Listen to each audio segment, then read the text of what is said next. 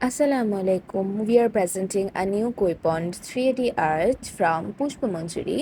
আমি এটাকে শাপলা বিল বলতেই স্বাচ্ছন্দ্য বোধ করি, কিন্তু শাপলা বিলে তো এরকম কই ফিশ পাওয়া যাবে না, কারণ এটা একটা জাপানিজ ফিশ।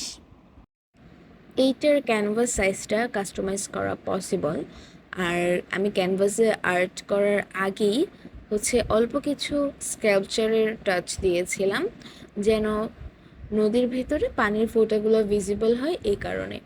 আর এখানে অনেকগুলো কালার আছে, এখানে আমি কোনো তুলি ইউজ করিনি, জাস্ট আমি কালারগুলো ঢেলে আঙ্গুল দিয়ে রাব করে দিয়েছি।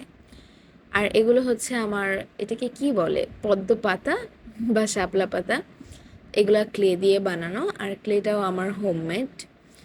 এ তো রানিং কাজের সময় এই যে মাছটা, আমি ভাবছিলাম আমি মাছটা বানাতে পারবো না, কিন্তু কোনো মতো একটা কীভাবে যেন বানায় ফেলছি। But after colouring this fish, this is amazing for me, cause আমি এরকম ধরনের কালার কম্বিনেশনের মাছ আগে কখনো আঁকিনি। আর শাপলার পাশাপাশি আমি শাপলার কলি রেখেছি, আর এখানে একটা শাপলা পাতার নিচে ব্যাঙ আছে এটা বুঝাইছি। কচ্ছপও বুঝাইতে পারতাম, কিন্তু কচ্ছপ আসলে এরকম উপরে ভাসে না, এই কারণে ব্যাঙ দিয়েছি। তো এই যে এগুলো ছোটো ছোটো টুলস, যেগুলো আমি ক্লের কাজ করতে ইউজ করি। আর ওই যে শাপলাটা, সেটা সবচেয়ে বড় শাপলা। এখানে আমি একটা বোটও রেখেছি, বোটের ভিতরে কেউ একজন শাপলা তুলে রেখেছে এরকম দৃশ্য বোঝাতে। যদিও এখানে কিন্তু আমার সবচেয়ে বড় শাপলার চেয়ে নদীর নৌকাটা অনেক ছোট।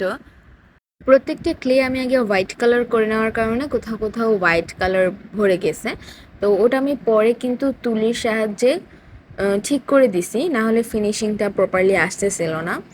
আর এটা সামনাসামনি দেখতে খুবই সুন্দর, ভিডিওর চেয়ে পিকচারে খুব ভালো বোঝা যাচ্ছে, যদিও আমি কাছ থেকে একটু পোর্ট্রেট করার ট্রাই করছি। এই তো the last finishing. Now grab your 3D art from Pushpamanjuri. Thank you.